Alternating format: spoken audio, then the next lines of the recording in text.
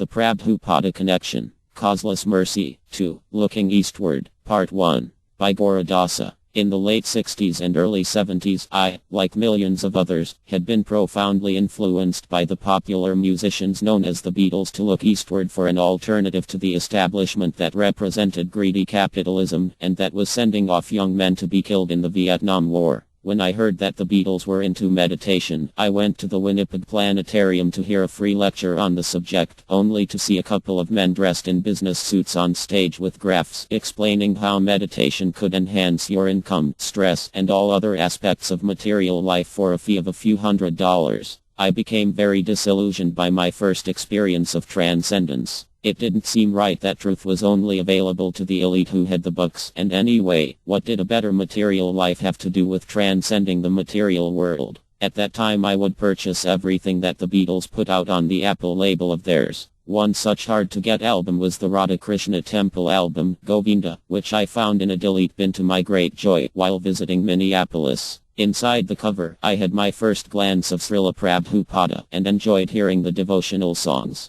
While I was dabbling with yoga and mysticism, I had formed a blues band. Our keyboardist and harmonica player, Gary Preston, was older than all the other members of the band, and he had a degree in theology from the University of Toronto, so we kind of looked up to him. One day while visiting his pad I noticed a black and white photo of Srila Prabhupada's face on his wall amongst psychedelic posters, etc. Srila Prabhupada had a grave look on his face, and the black and white enhanced his gravity. I told my friend that after reading several books on mysticism like Autobiography of a Yogi, Handbook to Higher Consciousness, Siddhartha, The Art of Loving and the Art of Dying, I had come to the conclusion that I must seek out a guru for deeper enlightenment. But here I was, on the prairies of Manitoba, a cowboy hick town. Where would I find a guru here? I asked my friend who that elderly-looking black and white photo was. He told me, this is Bhaktivedanta Swami Prabhupada, the founder of the Hare Krishna movement. I told him that I was looking for a guru, and asked him what he thought of Prabhupada.